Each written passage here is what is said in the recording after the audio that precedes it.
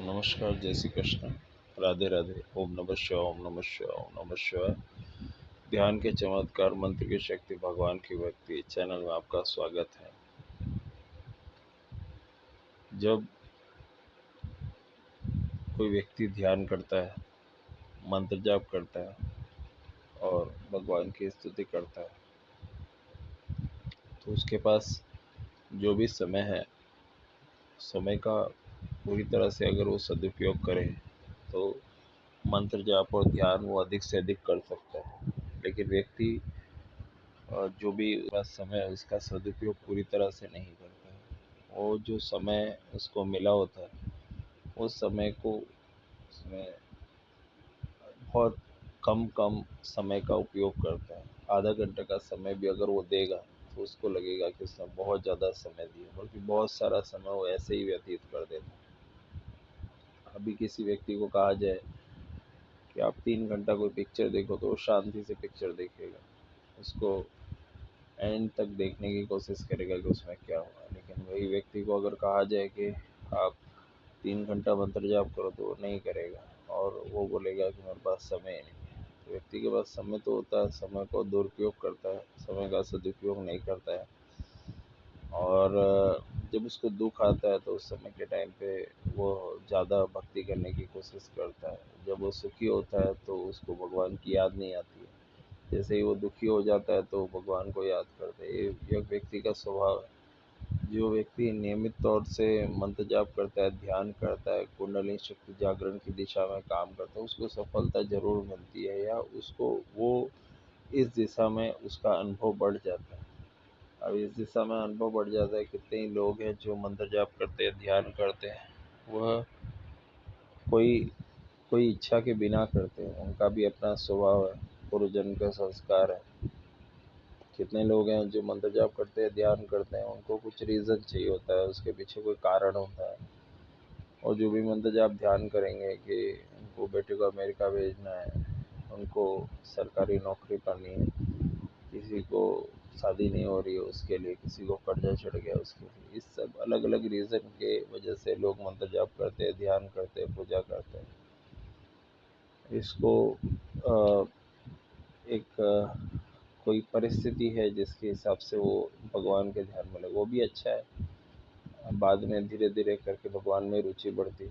कितने हैं जो जिनका भगवान में स्वतः है कि वो नियमित मंत्र जाप करते हैं, ध्यान करते हैं, उसका एक नियमित उस दिशा में आगे बढ़ने से उनको मन में शांति मिलती है।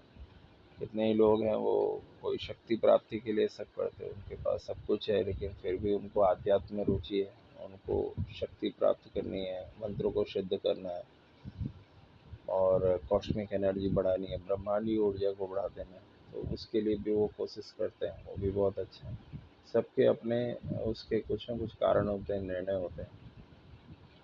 बट जो कोई भी व्यक्ति है वो जब करता है मंत्र जाप ध्यान करता है तो वो बोलता है कि मेरे पास समय नहीं है, तो वो गलत बात है। समय तो सभी के पास होता है। कुछ लोग समय का सदुपयोग करते हैं, कुछ लोग समय का सदुपयोग कम करते हैं। आप ये समझिए कि रात को आप 2 बजे आपके 3 बजे आपकी नींद खुल गई और आपको लग रहा है आपको नींद नहीं आ रही है, तो थोड़ा मंत्र जाप कर लो, ध्यान कर लो। आप अगर ब्रह्म मुहूर्त में 4 बजे की जगह 6 बजे उठ रहे हो तो उठने के साथ मंत्र जाप करो, ध्यान करो। यहाँ तक कि आपको जस्ट आप उठने के साथ ही मंत्र जाप ध्यान कर सकते हैं। आपका मुंह हाथ नहीं धोया तो भी आप मंत्र जाप ध्यान कर सकते हैं, उसमें कोई बात नहीं। आप अगर पूरी तरह से फ्रेश होके और मंत्र जाप ध्यान करते हो तो भी बहुत अच्छी बात है। पर जो भी आप चीज़ करो आपको मन उसमें लगा होना चाहिए। मन लगा होगा तो आपको रिजल्ट बहुत अच्छे मिलते हैं, आपको उसके परिणाम बहुत अच्छे मिलते हैं। कोई भी व्यक्ति है वो मंत्र जाप ध्यान करता है या कुंडली शक्ति जागरण की दिशा में काम करता है, चाहे वो किसी कारण की वजह से करे, अकारण करे, या उसकी स्वतः रुचि है उसके हिसाब से करे, पर करना चाहिए। कितने लोग हैं वो 60 साल तक उनका ज़िंदगी बीत जाता है, वो इस दिशा में उनका दिमाग सेट ही नहीं होता है, उनको चीज़ समझ ही नहीं पड़ती है कि ये क्या हो रहा है। वो सिर्फ खाते हैं, कमाते हैं, एक दिन मर जाते हैं, तो उनका उस दिशा में कोई भी किसी तरह का ध्यान नहीं जाता है। कितने लोग हैं उस दिशा में उनका मन जाग जाता है तो वो शुरू कर देते हैं। तो हर एक व्यक्ति का इसमें रुचि होता है, हर एक व्यक्ति का इसमें ध्यान होता है। गीता प्रेस गोरखपुर के संस्थापक है जयदयाल जी गोयनका, हनुमान प्रसाद पोद्दार और पंडित जी राम सुखदास जी महाराज। इनके बारे में जितना हमने जानकारी इकट्ठी की थी, जितना हमें नॉलेज है कि तीनों ने कई बार भगवान का साक्षात्कार किया है। हनुमान प्रसाद पोद्दार जी ने भी बहुत बार भगवान का साक्षात्कार किया।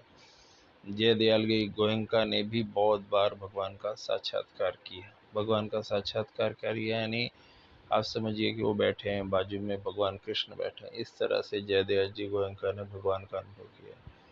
और तीसरे राम सुखदास जी महाराज, राम सुखदास जी महाराज ने भी, वो भी दिव्य संत थे। बहुत बहुत ही उनको जानकारी थी, बहुत उनको भगवान में भी बहुत रुचि थी और उन्होंने भी भगवान का बहुत बार साक्षात्कार किया, भगवान का बहुत बार उनका अनुभव किया। और उन्होंने ये तीनों ही, जयदयाल जी गोयनका, हनुमान प्रसाद पोद्दार और पंडित राम सुखदास जी महाराज, ये तीनों ने ही अपना पूरा जीवन बहुत सादगीपूर्ण जिया और भगवान के भगवत गीता के प्रचार और भगवत गीता को पूरे वर्ल्ड में पहुंचाने में उनका बहुत योगदान है। ये ऐसे संत हैं कि जिन्होंने अपना प्रचार, अपना किसी भी तरह का अपना कहीं नाम लिखवाना, वो सब चीज़ को उन्होंने अवॉइड किया। उन्होंने मना किया कि भाई हमारा कहीं पे भी नाम नहीं आना चाहिए, हमारा कोई प्रचार नहीं होना चाहिए। इस तरह के संत थे। इतना बड़ा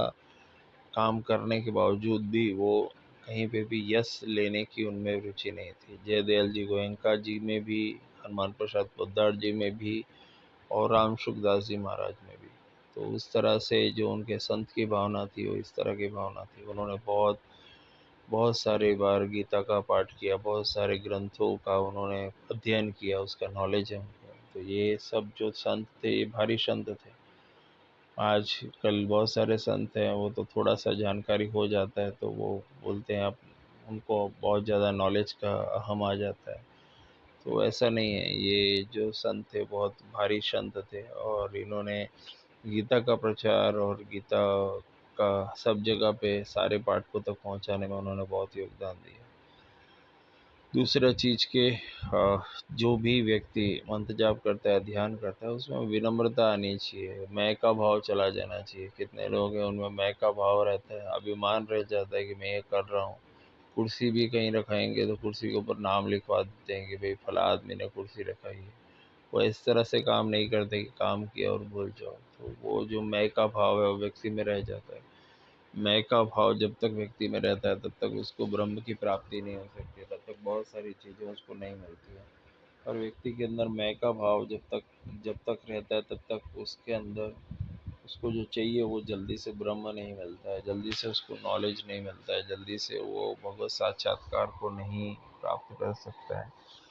व्यक्ति के अंदर मैं का भाव रह जाता है। मैं का भाव यानी कुछ भी चीज़ है तो उसमें मैंने किया, मैंने ये लिखा। तो व्यक्ति को वो मैं का भाव व्यक्ति के अंदर से जाना चाहिए। व्यक्ति को भगवान के समर्पित रह जाना चाहिए। आप कोई चीज़ मैनेज करो, अच्छा बात है, किसी की मदद करो तो भी अच्छा बात है, पर जो भी चीज़ करो उसको भगवान की इच्छा समझ के करो। जो भी चीज़ होगा भगवान आपको देख लेगा, दे देगा। तो वो मैं का भाव धीरे धीरे कम करना चाहिए। अभिमान तो बिल्कुल ही नहीं करना चाहिए। आप 10 माला फेर रहे हो तो आपको माला फेरने का अभिमान नहीं होना चाहिए। आप 10 बार हनुमान चालीसा पढ़ रहे हो, हनुमान चालीसा पढ़ने का अभिमान नहीं होना चाहिए।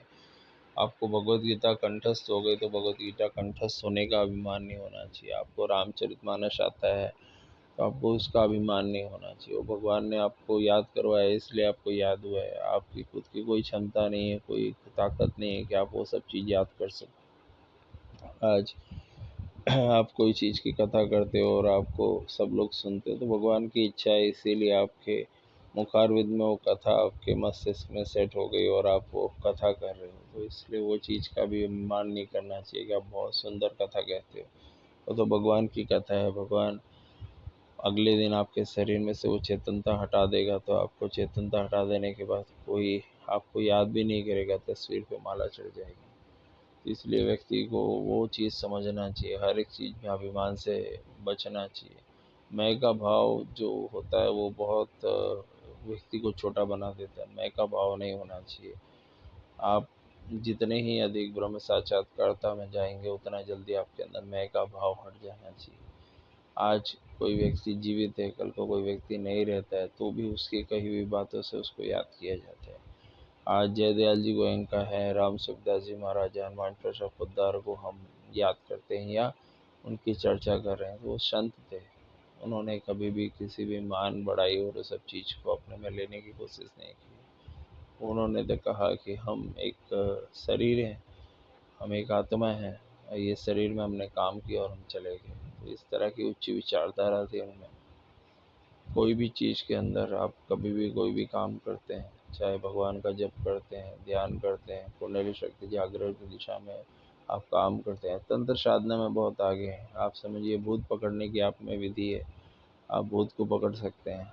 आपके अंदर किसी कोई मंत्र जाप करने की विधि है, कोई भी चीज़ की विधि है, तो आप उस चीज़ को अभिमान मत कीजिए। ये सब प्रकृति ने, किसी देवी शक्ति ने आपको उस काबिल बनाया है। बस काम करो, सेवा करो, बस। आपको किसी भी चीज़ का अहम नहीं आना चाहिए। अहम आएगा तो वो चीज़ आपको ऊपर उठाने की जगह नीचे आपको गिरा देगी।